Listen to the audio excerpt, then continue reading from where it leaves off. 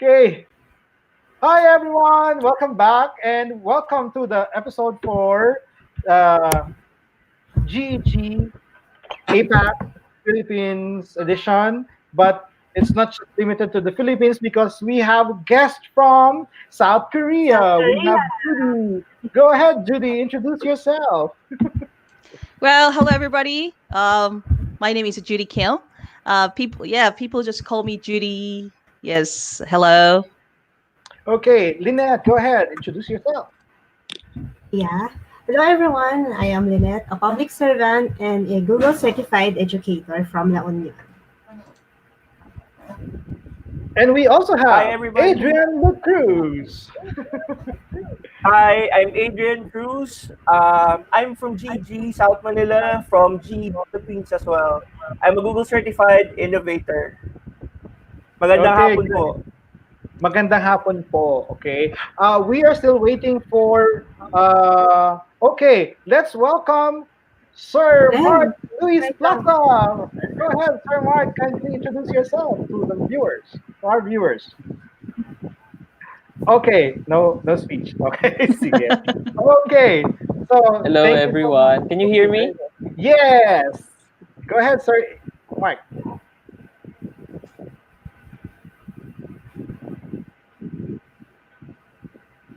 Sir Mark, go ahead, introduce Okay, yourself. so I'm Mark Plaza. I'm from Metro Manila, Philippines, and I'm from GEG Philippines. I'm also a yes. Hello. Yes, we can hear you. Yeah. Hello. Yes, we can hear you. Okay, so I'm Mark Plaza, and I'm from GEG Philippines. I'm also a Google certified innovator. I Great. think I'd better So, introduce myself again. yeah, go ahead, Yes. Judy. Okay, all right. Hello everyone. My name is Judy Kim, and I'm from Gyeonggi, GG Gyeonggi, South Korea, and I'm a Google certified trainer and innovator too. And myself and Adrian here, we went to cohort last year in Singapore. Very nice meeting you, everybody. Thank you for watching us.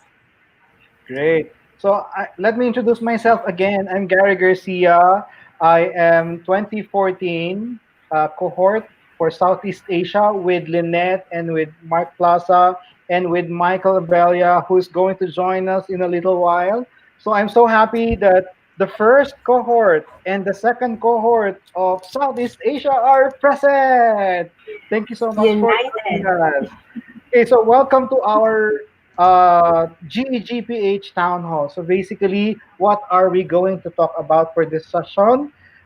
The first question will be, why G Suite? Okay, why G Suite? Bakit nga ba G Suite? Okay, so would like to go first. Okay, let me go first. Why G Suite? Um, as a I've been a teacher for a long time, and I'm looking for software that is free. That's number one, easy to use, and has a lot of features.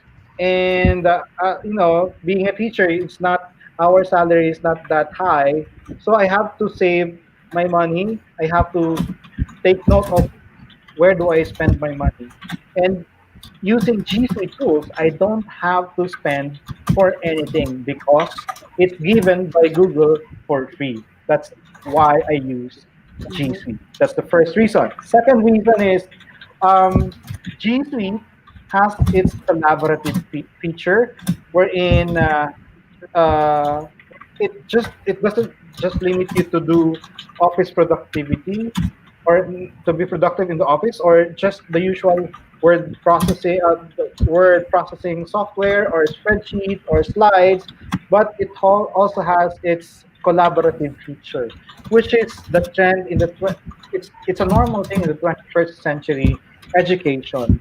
So there are tons of things that you can do if you have this feature. So that's my second reason why G Suite. Aside from being free, it has way better features. Okay. How about Lynette, Judy, Adrian, Mark? Well, Why do for me, you use? Yeah, for me, the personal point of view, the G Suite is very secure and safe, and we can just create the accounts for the students and then staff and admins, and then also we can just let them create the group on their own, and then there are a lot of people out there we never know who's gonna just actually jump into our classes or jump into our system, but the G Suite is very safe. So as a teacher, especially these days we have to run the virtual classes, so insecure wise and then safety wise, I prefer GC for education. Oh, okay. How about Lynette or Mark or Adrian? So I've been using Okay. G Suite. Yan. Sino mo una? Sige, go po, go po. Sige. I've been using G Suite for 8 years already, and I can say that it helped me a lot, not just for productivity purposes, but it's the portability that I really love. It helped me in my research. It helped me in my teaching career. And I was able to teach my students the wonders of cloud technology because of G Suite. Yeah. My own experience, it's as a teacher, it's like you equipping yourself and choosing what weapons you want to take in with you.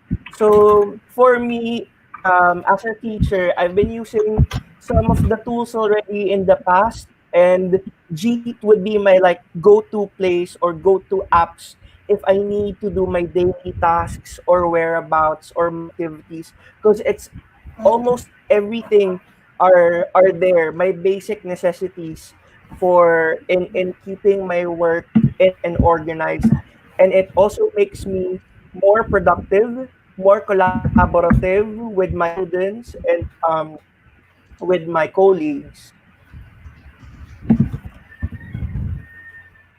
Okay, how about Sir Mark Plaza? Why G Suite? Okay.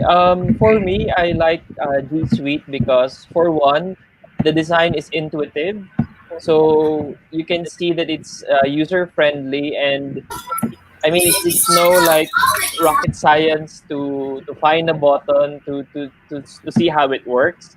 The second thing is it's a one stop shop.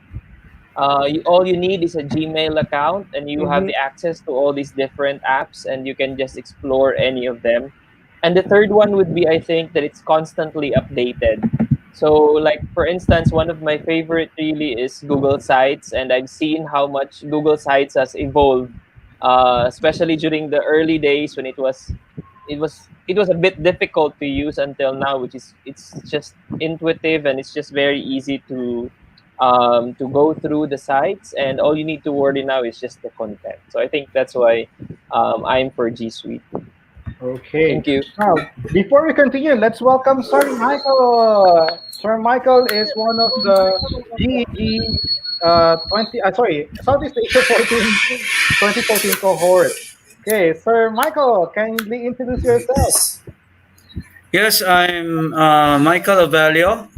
I'm also part of the C 2014 cohort. I'm teaching. I'm the grade school EdTech coordinator of Sacred Heart Ateneo de Cebu. Oh, okay. Great, great. Okay, so Sir, why G Suite? Can you please tell our Hi, viewers I'm why Michael G Suite? Avalio of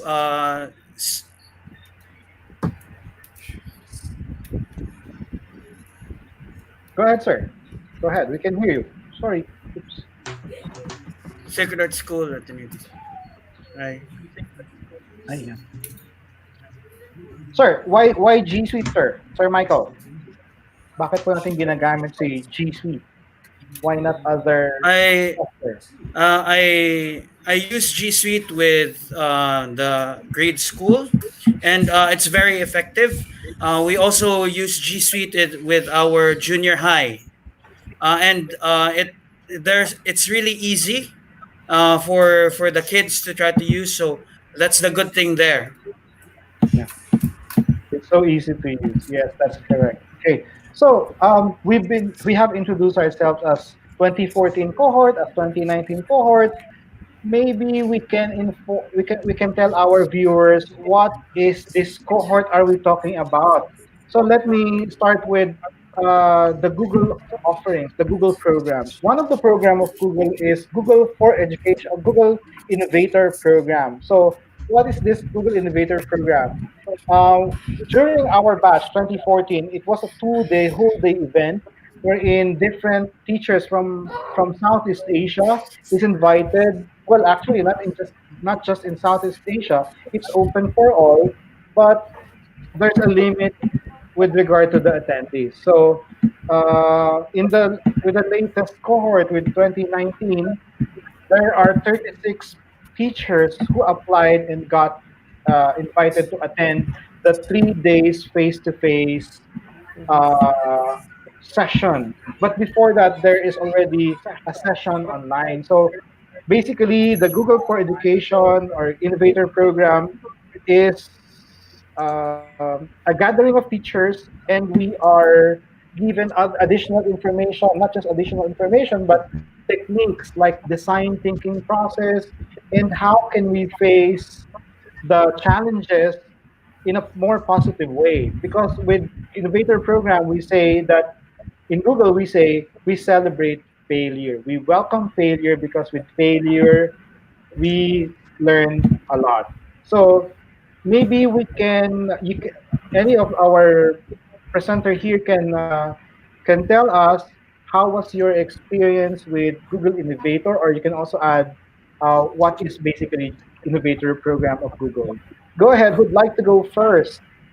Should I start first? Go ahead, Judy. Okay, Well, for me, Judy, go.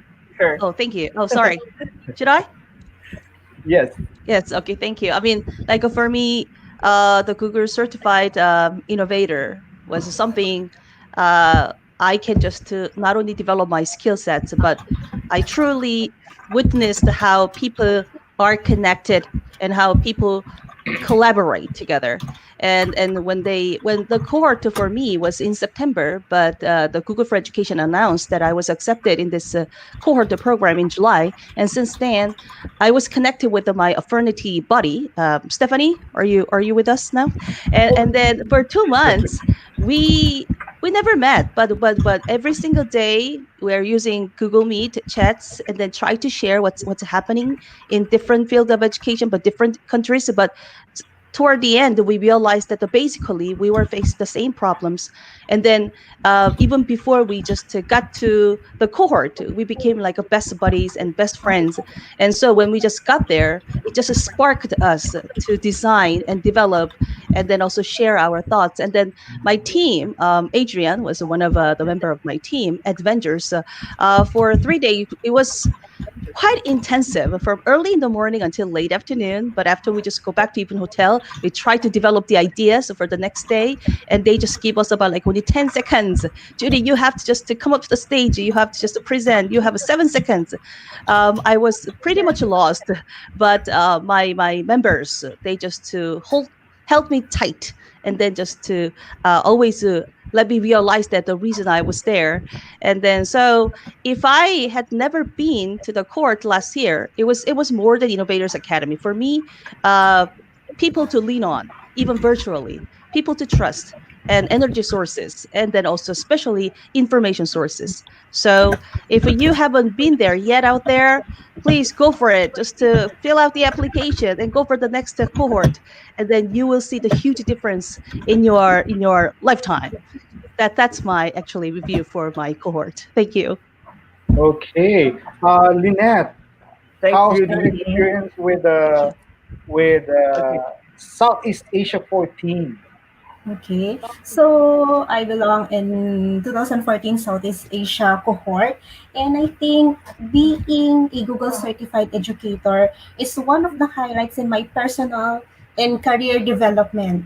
I grow as a leader, and I have this transformation in me na nailabas yung passion ko sa education and helping other people, because four things you can learn in this program is you are driving transformation through a project you're passionate about, and then you can inspire educators through various advocacy opportunities like this, and you grow your leadership skills through ongoing e-learning development. And you can receive also mentorship from other innovators like you, Sir Gary, and Mark and Adrian. We help each other, and I just love this community that we have. Yeah, very true, very true. Okay, so let us now go to Sir Adrian. How was your experience with 2019 cohort? Because it's a bit And fresh, you know. actually, very very fresh from September 2000 and 2019. Well, to start off, Google doesn't just offer that we can use in our work, in our day-to-day activities, but it offer us professional development. So way back in 2013, when I was introduced with the tools and with GEG, I started off kasi as a GEG leader way back 2014, 13. And then 15. I actually fell in love uh, Mm. towards, yeah, tama sir, 2015. But I actually fell in love with the program itself for the teachers. It allows you to grow. It allows you to hone more your skills and unlock your potentials. Kasi nga, when I started, I was very back then, no? When I was trying to create a group and awareness in the community. But other than that, the innovator program, it's actually the last stage in the certification levels teachers. You have to go first with Google certification level 1, then level 2, and then optional certified trainer, and then becoming an innovator. Now, in becoming an innovator, dapat pag umabot ka na doon sa level na yon, you already have a sense of advocacy, or like what you really want to do, or like what you really want to solve in a specific maybe in a certain community or school. Depende on how your passion in sa bawat teacher, iba-ibang Approach. skill sets yan eh. Iba-iba yung magiging parang forte ng teachers. So from there, in getting the certifications while strengthening yourself, like being able to discern, where am I going to go? What direction am I going to take? So it's part of the process of developing and becoming an effective teacher. Ayan. Okay, On you, Sir. Sir Mark. Oh, Sir Mark. Ikaw You naman know, daw. um, I'd like to also share, and I'd also like to affirm what Adrian had made mention. It was really a blessing that I was able to be part of C 2014, and it was really a great experience. One of the things that I would remember, though it was also my 15th years of what do you call this 15th year, and in a way it was an anniversary of my teaching there in the school, but I took the opportunity really to further also myself, going out of my shell to try to join in with the innovator program. And it was really great. I really learned a lot, and with that one I also was able to try to help a lot of people. It's really Google really helped me in a way, and I'm also helping the school community in this hour or in this time of need, especially now that we're also looking into blended learning, or having also online classes. So these are some of the things that would be able to try to really help me and also my school community. And of course, as what you guys had made mention, there's also the advocacy part. So one of the things that I'm also doing is also trying to advocate digital citizenship.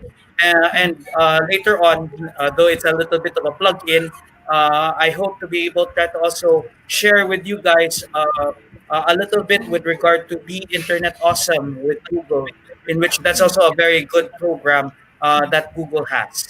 So thank you very much for this opportunity. Okay, thank you so much, Sir Michael. Sir Mark. Hi. So for us, for Google Certified Innovator 2014, way back in 2014, it was still called Google Teacher Academy. Yeah. But then recently they've changed the branding for it.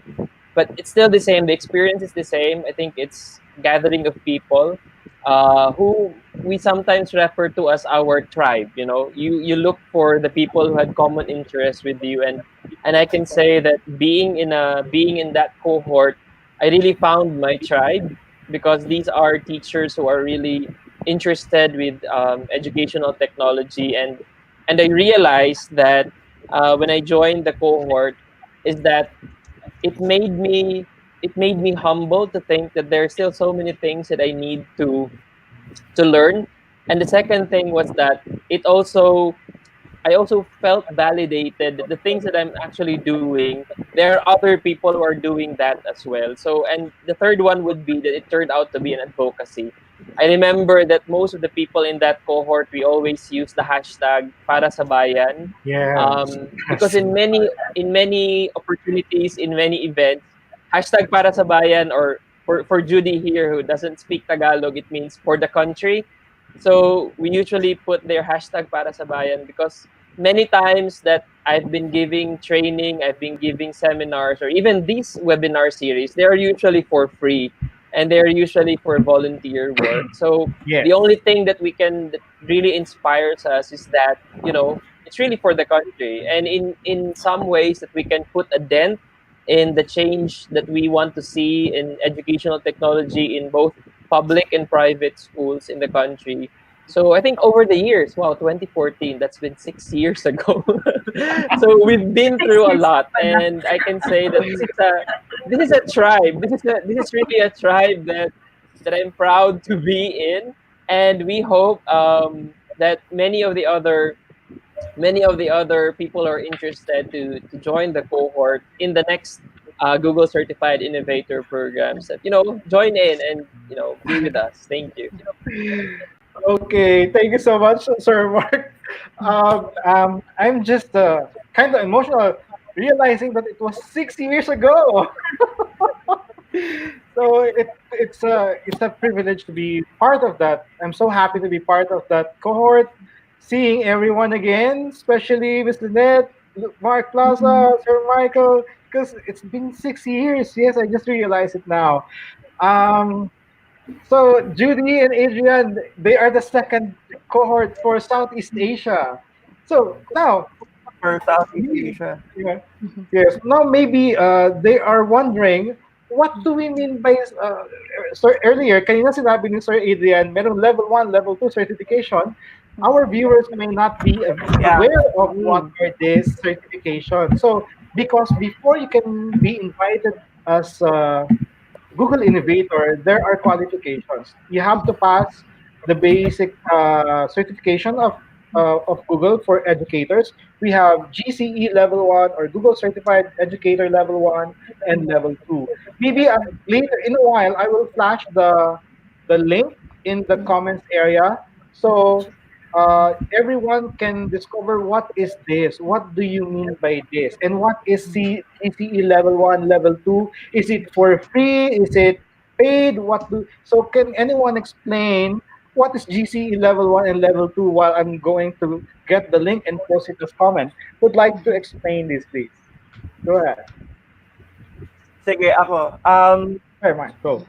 Well, Google Certified Educator Level 1, it's your first step in the certifications in getting Google certified. Now, what does it mean? When you say Google Certified Educator Level 1, you have to take an online exam, and that online exam is for 3 hours. It would be mix of theoretical and hands-on about all the apps of Google and the 21st century skills. Can you hear me? Yes, Am I yes, clear? yes. Okay. So basically the Google Certified Educator Level 1 will once you pass that, it will determine that you are a 21st century educator because it's also recognized or accredited by international standards for technology and education or ISTE. So karamihan ng mga schools all over the world are benchmarking on ISTE. So again, if you're using the the Google applications or G Suite, why not become certified? So from being level 1, you may proceed with level 2, which is the advanced level. For level 2, same thing. You have to go to through an online exam. It's for 3 hours, and the passing score would be 80% for that. So after level 2, you may opt to become Google certified trainer or apply as a Google certified innovator. But the Google certified trainer, you have to take still an exam and pass a resume, like a mini resume of your credentials, because at that level you have at that point you already have to reach like a certain like passion. So once you become level 1 or level 2, we really advise you to like join GEGs.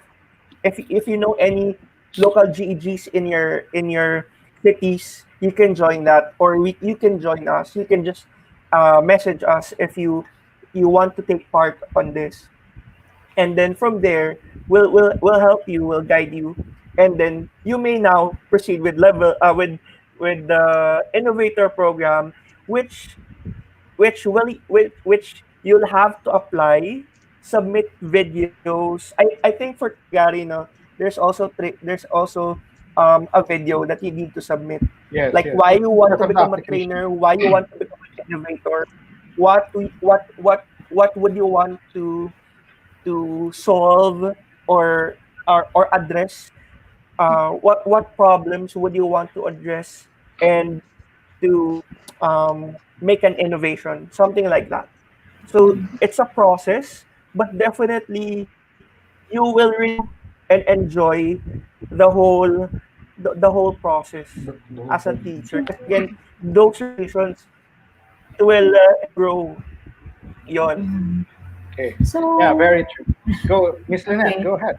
So if I may add, the difference between educator level 1 and educator level 2, if you are already learn the fundamentals of G Suite in the classroom, pwede mo nang i-take yung GCE level 1, because it just i-validate lang niya the standard technology implementation skills mo, if how will you implement the Google tools in the classroom. Just the basic. If you are using the G Suite every day, kayang-kaya mo nang ipasa ang GCE level 1.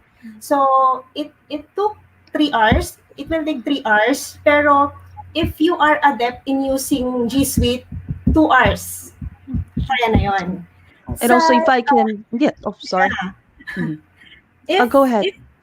if educator level 2 naman, this is for the super users or enthusiasts of Google tools in the classroom. Ito naman, it validates advanced technology integration skills. So, it's more difficult, but more advanced than the level 1. But I suggest everyone who is listening or watching the live stream right now, don't be afraid to take GCE level 1, because in the process of the exam, you will enjoy it. Lalo na yung simulation, very enjoyable. I didn't feel na exam siya at all. Yeah, Ayan. very true. Okay, go I ahead, mean, Cindy. You want to add well, something else? if I can just add to what Lynette and then Adrian said, I mean, probably there are a lot of teachers out there watching this says, well, I'm just implementing all those G Suite apps already. Why do I be bothered to take the exam? But the reason I want to suggest is that because the exam is based on scenario. Sometimes you have ingredients, but if you want to just cook something, you need a recipe, right? So the certified exam level 1 and level 2 kind of show us some of the examples of where we can implement those tools if we are acquainted this kind of situation. So yes, I just used to meet a lot of teachers there, and then they sometimes said, "Judy, I use Google browsers. I use a Gmail. I use a Classroom too. I don't need to take the exam. Sure, it's upon your choice. So you have a choice to choose. You have a choice to take the exam or not. But I highly recommend you to take it. It's not just a recognition of your skill sets globally, but through the exam, I mean, whether you fail or pass, but you will see how people can use these tools to make a beautiful dish of a googly kind of like platform to implement to your class. And then especially these days we have to conduct the virtual classes. Sometimes you use like each tool separately, but you don't know how to just put them together, integrate your students to virtual class. Then probably after the exam, at least to level 1 or even level 2, doesn't matter which one you take the first, but you will see the big picture of how you can just put them together to make your beautiful class, especially beautiful virtual class. Mhm. Yeah, very true. So, para po sa mga guro na nanonood ngayon, huwag po kayong matakot. Kasi po, itong exam na ito ay just to make sure that you know the basics. So, aside from the reason given by our other speakers, una-una po, para malaman nyo kung alam nyo na talaga ang lahat ng iba pang mga dapat malaman. Bukod po sa certificate, ang gusto ko po doon sa community is when you pass it, you will belong to a group of people who has a lot of ideas, great ideas, who are willing to share their ideas.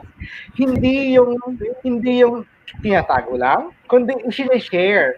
So what I like about Google Innovator Groups is when you have a question, let's say any basic question as a teacher, i-post nyo, and then they will, let's say you have a study, ibigay nyo, ipakita nyo yung study ninyo, and they'll give you constructive criticism to improve your research or to improve your strategy or True. whatever you will share. That is what I like about Google Innovator Program. They are willing to share, they are willing to help.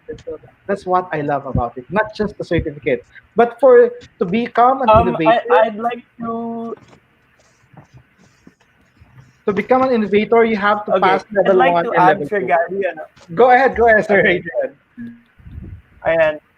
I'd like to add, Sir Gary, comes to certifications and kapag umabot kayo sa maging innovator, you'll be joining a lot of passionate educators from different countries.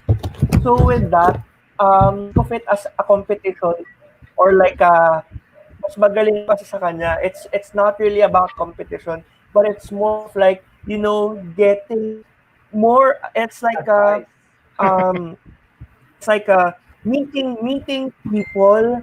I think that's one of the best experience that you'll ever get a teacher. Ako yun yung like ko sinasabi na knowing the teachers, those passionate educators, because you meet them, they're very passionate.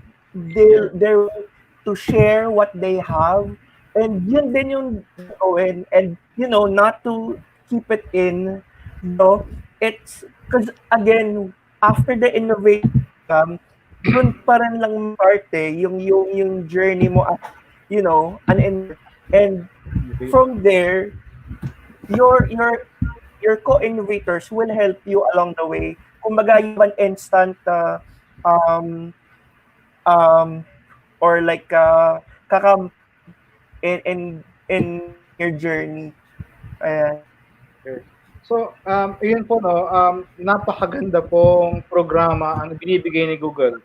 So, ang kailangan lang po, para makasama kayo sa Google Yeah, Innovator Program, kailangan po, pasado nyo yung level 1 and level 2. Sinasabi ko po sa inyo, pag-aralan nyo lang po, andito po Level kami, si Miss Lynette, Sir Aiden, Sir Michael, si Sir Mark, si Miss Judy, to help you, assist you, prepare Yeah. for the exam. Madali lang po yun. Basta ginagamit nyo, ayos na po yan. Kasi po, iba po yung pag naging innovator ka, mas marami pa kayong matututunan. Kasi when I joined the 2014, I was so thankful I was able to get in the 2014 cohort. Kasi po, matanda na po ako. Dalawang dekada na po ako teacher. Okay? Di halata. So, dalawang dekada na ako teacher. Parang yun ang tinuturo ko. Pero I love what I'm doing because I encounter different students. But the thing is, kahit nakapikit ako, alam ko na yung tinuturo ko. So sabi ko, parang wala na akong personal growth or professional growth. Kasi yun din, pero iba-iba lang ang student. Kaya love ko ang teaching. Pero after joining Southeast Asia 2014, wow, ang dami ko pa palang pwedeng matutunan. So, yun po, kaya sobrang pang-google na ako ngayon. So, kasi po, ang dami pwedeng ma-impart pa sa estudyante para ma-empower mga guro, para ma-empower mga estudyante to prepare them in their future. Because education is evolving, especially with this quarantine, nag-evolve. It will definitely, this quarantine will definitely change the landscape of education. So it's so important that you know what are the tools, especially the G Suite tools. Kaya sobrang ito kami ngayon. Ayan. Okay, so may tanong pa. Sige, go ahead. I-add ko lang. So, if you're in the innovator program, matututunan mo yung moonshot thinking. Ma-internalize mo yun. Kasi yung moonshot thinking, maniniwala ka sa sarili mo na you can solve every problem and anything is possible. So, join them. Yun. Siguro gusto kong sundin yung sinabi ni Miss Lynette, kasi po, ako ang thinking ko noon, ay hindi ko kaya yan, ay hindi ko kaya, ay hindi ako magaling. Si Google, sinabi niya doon sa innovator program sa amin, ang natatandaan ko, parang na-boost yung moral ko noon, yung confidence ko sa sarili. Huwag mong intindihin kung hindi mo alam kung paano gagawin. Isipin mo kung ano ang gusto mong gawin. Problemahin ng mga engineers kung paano gagawin yung gusto mo. Kasi kailangan collaboration na ngayon. Give me your idea and we'll do it. That's basically what Google is doing. Kung hindi mo alam, ay gusto ko ganito, pwede ba yung ganito? So just report it to them and then they will find ways. So they have Google engineers to make it into reality kung ano yung naiisip mo. Yun yung gusto ko sa Google eh. Kaya nga, doon sa training with attending the Southeast Asia 2019, yung gusto ko naman doon, talagang na-emphasize na ngayon yung we celebrate failure. It's okay to fail. That's what I love about Google program. It's okay to fail. Kasi, lalo na sa mga Pilipino, mukhang perfectionist tayo masyado. Walang problema sa pagiging perfectionist. But sometimes, we have to realize that it's okay to fail because with failure, we learn a lot. Share ko lang ng konti, meron, itong konti lang, few days ago, merong estudyante ako sa Poveda, dating kasi ako sa Poveda, sabi niya, sir, kasi one of our core values there is excellence. So we're trying to push our students to do their best, which is very good, very good. And one of our values is responsible freedom. So, ang message sa akin ng estudyante ko, sir, I hope the school taught us that it is okay to fail. It's okay to commit mistake. Kasi masyadong na-pressure sila sa excellence. Pero I realized, totoo naman. Pero ando naman yung responsible freedom. So, kaya na-reinforce lang siya ni Google na we celebrate failure, it's okay to fail. Yun yung maganda doon. Kasi when we fail, we try better, we try harder. So, hindi para maging, kasi pag dati ang thinking ko, kailangan magaling ka. Pag hindi ka magaling, pag hindi tama ang sagot mo, huwag kang mag-recite. So ngayon, doon it's okay to commit mistakes. And from that, we'll learn. I agree. I don't understand exactly what Jerry says, but I do agree. Okay. So anyone, Mark, Michael, any realization? Kasi yun yung ko ngayon eh. Yun yung na-realize ko ngayon with the 2019. They are emphasizing failure. It's okay to fail, and we celebrate failure. We ring a bell, ting, ting, ting. Kasi pag nag-bell, ibig sabihin, merong nagkamali. And then we woke up. So, kasi pag nag-fail tayo, ang lungkot-lungkot natin. Pero hindi pala dapat ganun because we have other people to help us. Yun yung ginagawa ng innovator program. We teachers, we are not expected to make any mistake or we are not expected to fail anything. So when I actually got to the court last year, and I try not to make any mistakes, but that's why it limited my creativity. I had to just come up with a bunch of ideas to ideate and then make a prototype. But all of a sudden, I happened to make a mistake. And then the people in my table, my team, they start ringing a bell. And then the Googlers jump to me and says, Judy, take this present. This is for you. So I said, oh, I made a mistake. And then they said, no, because you made a mistake. So you deserve this. The fail bell is to celebrate. And after Yes. that point, I became more creative and then more bold to speak out my ideas, and then that accelerate like my project, prototypes, or more kind of communicating with the people there. So the fail bell is one of the most amazing and mind-blowing experience I had there too.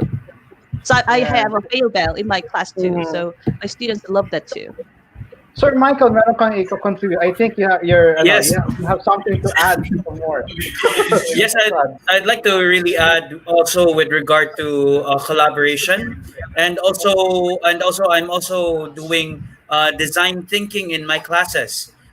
So we also try to do design thinking, though it might not be really the high level thinking in which they will already be able to get like a working product, but at least with that one they're able to try to start out something. And that's really some of the things that I think we should try to look into. That we try to let our kids know that it's all right to fail, and they'll be able to learn from their failures. So and also with the program, I'm very thankful that I'm able to try to also connect with you guys. And also, even I was even able to try to also connect with some people that are out of the country or the world. You have contacts. You'll be able to try to reach out to other people from other countries, and maybe they can also help you with the things that you are facing with, or the problems that you want to try to answer. So thank you very much, and thank you, Google. Okay, we have some comments from our viewers. Let's say, for example, from Miss Jolene, more power to your unselfish endeavor. Sir Stephen would like to say hello to everyone. And Sir Jerick says, Hi, everyone Steven. speaks passionately about their experiences. Love it because it's different. This is one of a kind experience for innovators talaga. So I am highly encouraging everyone to take level 1 and level 2, and hopefully we will help you go and join the innovator group. Meron pa po dito kaling kay Ma'am Gertrude. Si Ma'am Gertrude, nag-email na kami yan. Thank you for always following. Sabi niya, thank you for encouragement. I really would like to take the Salamat po. certification test, but I need to immerse myself first to different platforms of Google. Totoo po yan. Kasi sabi po ni Ma'am Gertrude, siya daw po ay lola na wala pong age limit ang Correct. learning.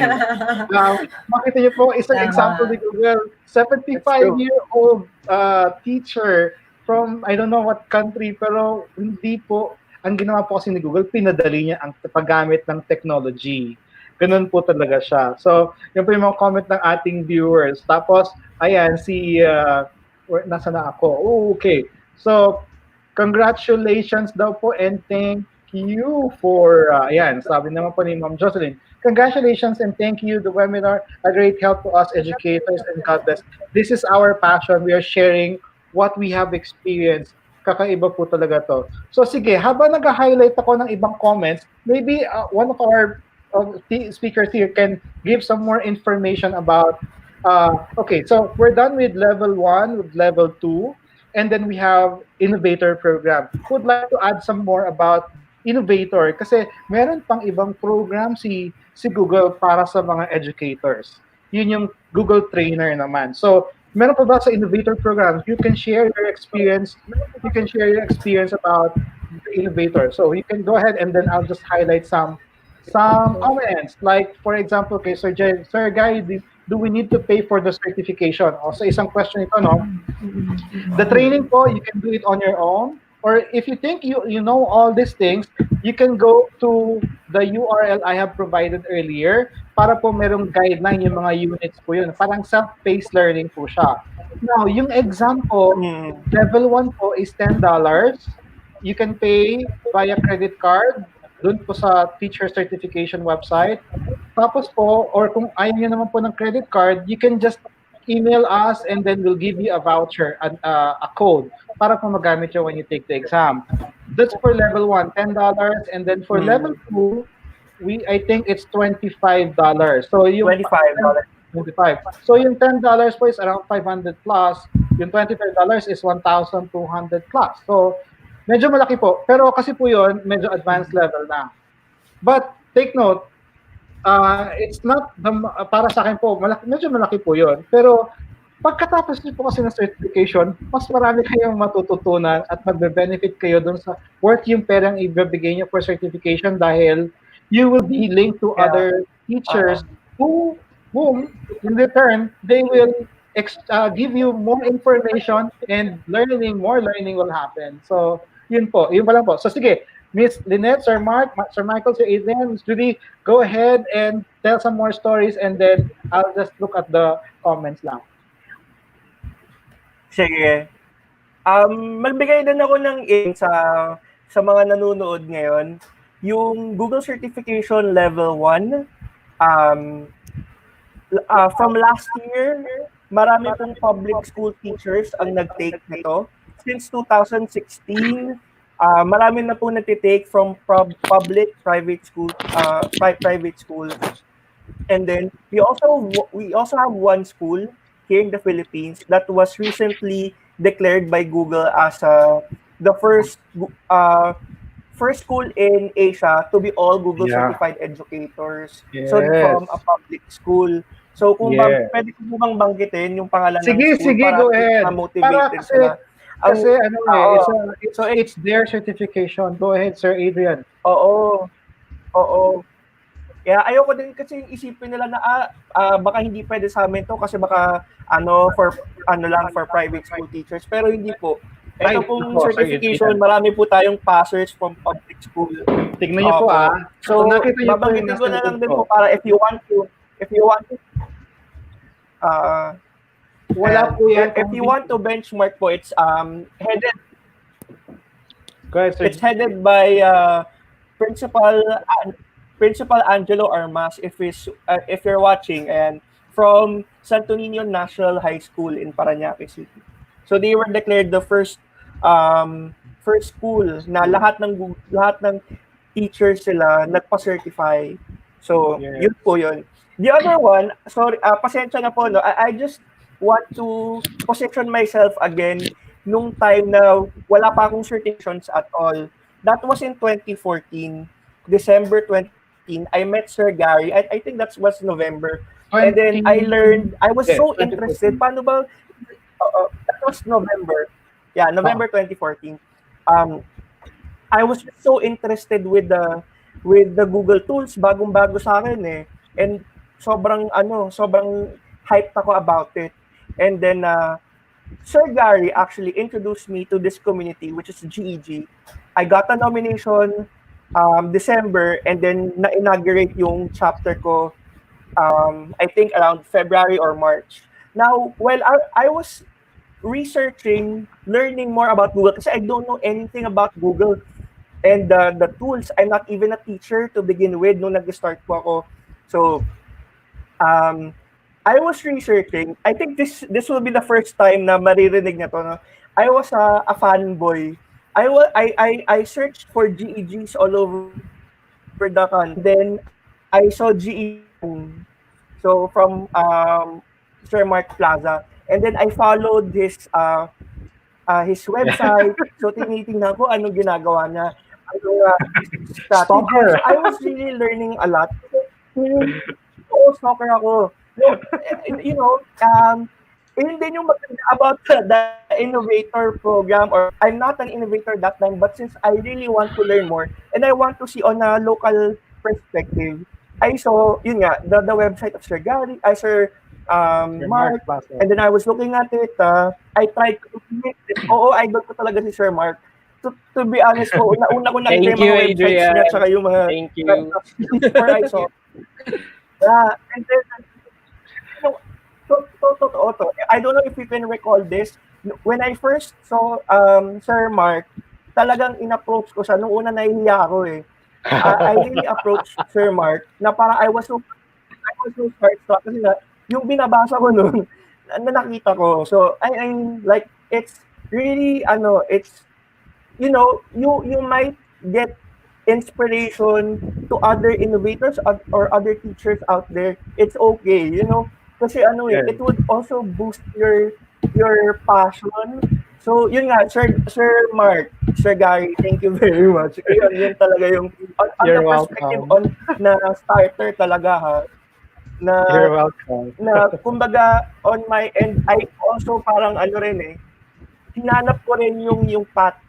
Thank you. So yun po yung Actually, aking take as a kung ikaw, Sir beginner Adrian, kung teacher. ikaw, Sir Adrian, ay stalker niya, lagi ako nag-i-email sa kanya. I don't know, Mark, if you remember, paano mo ginagawa ito? Paano mo ginagawa yan? Nung nasa Mindanao ka pa, nagtatanong ako sa'yo kasi parang ang dali-dali niyang gawin, ang galing-galing niyang gawin. Kasi meron siyang sponsor, tapos ang dami niyang teachers na na na hihikayat Totoo na yan. para sa kanya. So talaga mahirap na hirap pag-encourage yung teachers. Anyway, yun yung mga experience natin. Pero Sir Mark, you see, yung blog mo, yung mga write-ups mo, Thank you. maraming nakikinabang dyan. Okay? Yeah. Now, let I think me- the first time I Oh, met sorry. Adrian was during the Google for Education Summit in Singapore. Yun ata yung first na meet ko siya. So thank you. Okay. And I think it's good that we should also answer this question from Yes, yes. Jeric. From Jeric, he's Yes. asking Oo. about Kaya ko siya own hin-highlighted. expenses po ba yung cohort? So yes, you have to shoulder your own expenses, travel expenses. But once you are already at the Google Certified Innovator na program, Program. yeah, Libre like lang. for 2019, yung nasa Singapore siya, 2014 was in Manila. So yung buong 2 days or 3 days na yon, libre na po yung food. yung food and then the program itself, wala na siyang.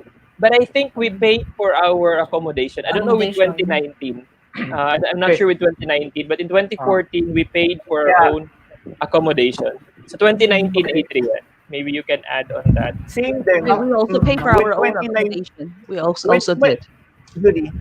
Mhm. Yes, I mean, Yes. 2019 was We the same paid thing. for our You know, flights. exactly.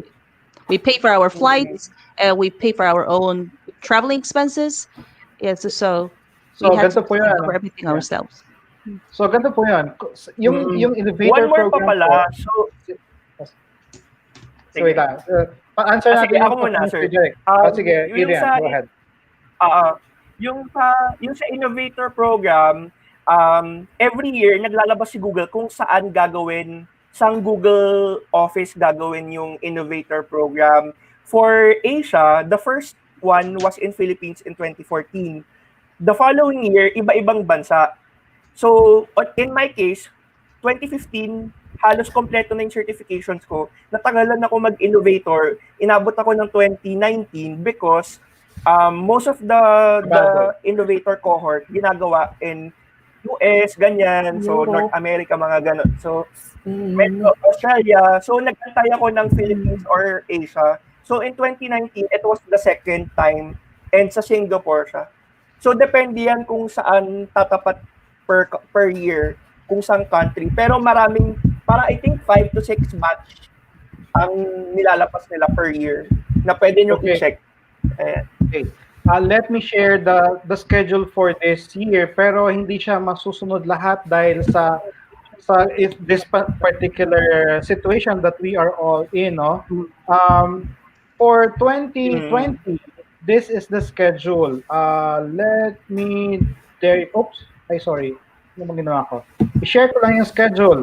So, for 2020 dapat, sa July dapat meron sa California, sa August sa Australia, sa October sa Spain, at sa Mexico sa December. Ngayon po, syempre, wow, malaking gastos po yan, ano, pag pumunta Mm. po tayo dyan. So, it's a bit Visa. expense. So, antay-antay lang po tayo yung malapit po dito sa atin. Kasi nga po, sinabi po ni Sir Adrian, yung unang cohort sa Southeast Asia ay dito sa Pilipinas. Siguro po yung mga nanonood, tataka kayo, bakit sa Pilipinas? Kasi po, ay nagtatrabaho sa Google Singapore, which is the head office in APAC, at mga nagtatrabaho sa Google office sa Mountain View, California, meron po mga Pinoy. Kaya po, Ang dami hindi po malapit po sa atin sa puso. Si Google ay malapit din sa atin dahil maraming Pinoy ang nagtatrabaho dito. So, antay-antay lang po tayo dun sa schedule na malapit sa atin. But if you have the support of your school, pwedeng halimbawa kahit like yung mga last time yung sa Singapore, meron mga sinagot ng school. Depende kung anong school, no? So you can ask for support from the school or from other people. Or para po maka-join lang kayo. But for the entire 3 days, everything is for free. What you need to spend is yung para sa hotel lang po at para sa inyong ticket lang po. Okay? So, yan po yung sagot sa question ni Sir Jeric. Meron pa po mga comments dito like Ma'am Gertrude po. Yan, sabi niya, I love listening to all of you. Thank you so much for all your efforts in sharing your tech. I know how. I salute you. So, maraming salamat po. Tapos, meron po pong isang question galing naman po kay Ma'am Jolly Rose Chavez. How long shall a certificate be valid? Now, meron pong expiration ang certification level 1 and level 2. It is valid for 3 years. Okay? So, 3 taon po. Kasi every month, hindi nga po every month, may merong bago na. So, pero it is valid for 3 years po. Ano? Tapos, meron pa po dyan, meron pa pong isang comment pa dito. Si Sir Jeric, Sir Gary, I'm using G Suite with Dep at Gmail account. Okay. Kasi po, si Google po, binigyan niya ng Edu account, ang DepEd, ang TESDA, at ang CHED. So, karamihan po na nagtatrabaho sa gobyerno, Gmail po or Google po ang kanilang back-end. Okay? Yung mga under ng gov.ph. Yes. Kaya po, tama yung sabi ni Sir Jeric, sabi niya, thanks everyone, every penny is worth the experience now. So, yun po, binibigay po ni Google ang tools na pwede natin gamitin for free. So, baka po yung nagtatanong yung iba, bakit libre? Baka anong catch niyan? Bakit libre yan? Okay? Kasi po, iyan po ang mission ni Google.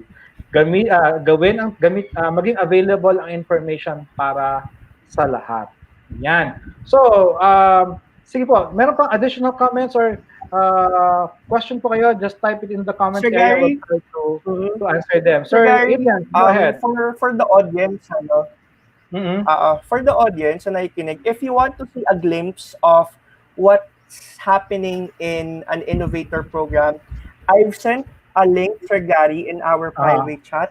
So it's a link to the video I created about the innovator program last year. So you can distribute, sir. You can flash the link okay. for the other. Okay, sige. Pwede pa natin panoorin ito. Sige nga, nakakatuwa naman. Pwede mo mapanood to? Sige, let's see kung pwede natin mapanood. Ito tayo siya dito sa sige nga. So sige, para habang nag-iisip pa tayo, let's try to watch this video from Sir Adrian. Sir Adrian. Ayun, si Steven. Hi, Steven. Hi, Eileen. Hi, Judy. Judy's there. Look, ayan kasi magkakabatch sila. Ayan. Tapos si Chris, si Aaron, si Steph. Ayan, I can recognize all of them. Let me know if you can hear the audio. Can you hear the audio? It's working. Can you hear the audio? Okay. Yes, sir. Uy, medyo naglalag yung aking internet.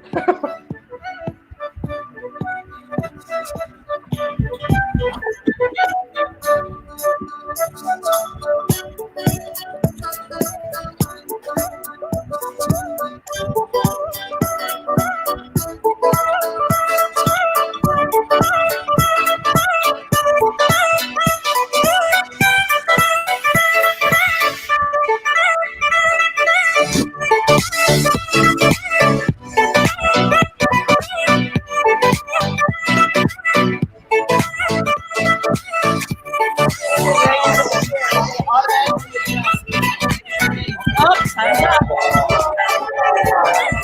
nice job.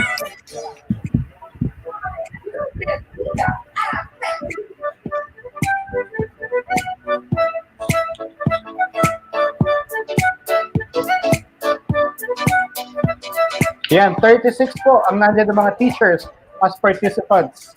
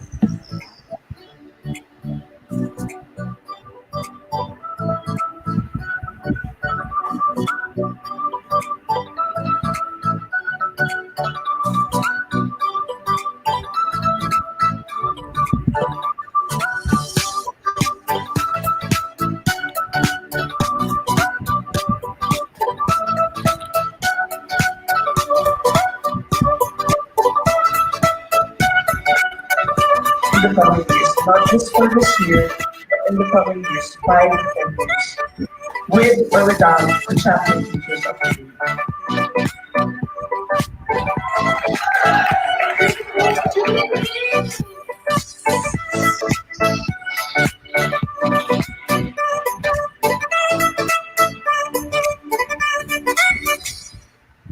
Yan! Namimiss ko tuloy sila. Ang ganda na binili mo, Sir Adrian. Yung Ayan. 29, So kung gusto nyo panoorin ulit, you can just link, make a rewatch. Get the Yeah. link. kwento ko lang sa 2014, talagang malaki ang pinagbago ng Innovator Program ng 2014 compared to 2019 na pareho ko na puntahan. Kasi noong 2014, I'm a participant. Noong 2019, I was a coach. And there's a big difference. Kasi unang-una, noong 2014, 2 days lang siya. 8 a.m. to 8 p.m., di ba? Tapos, noong 2019, 3 araw siya. At ganun pa rin ang schedule, 8 a.m. to 8 p.m. Nakakapagod. Pero it was worth the everything. Yung pagod, yung learning, yung experience, yung ma-acquire nyo na knowledge. Ang galing-galing.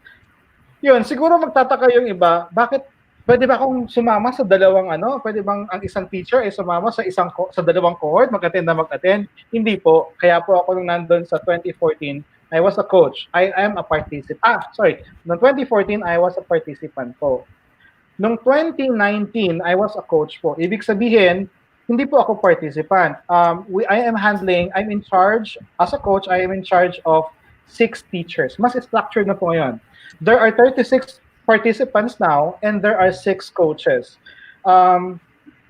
As a coach, you will handle 6 groups, 6 teachers. So, and there are 6 groups.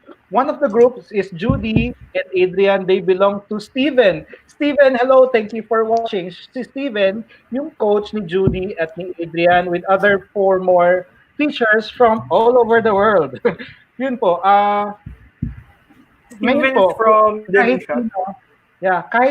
Yes, from Indonesia.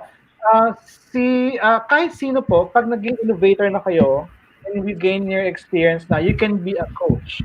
And then, another program of Google is to become a mentor. So, kapag matagal na po kayong innovator, you can also be a mentor. And then, kung masipag po talaga kayo, kasi I'm happy to be an innovator, pwede din po kayo mag-apply as trainer. Because right now, si Judy is also a Google trainer.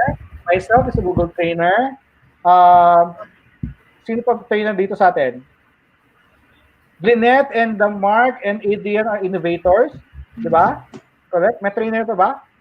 Mark, are you trainer? No, hindi pa yata. Okay. So, yun, marami pong programs si Google.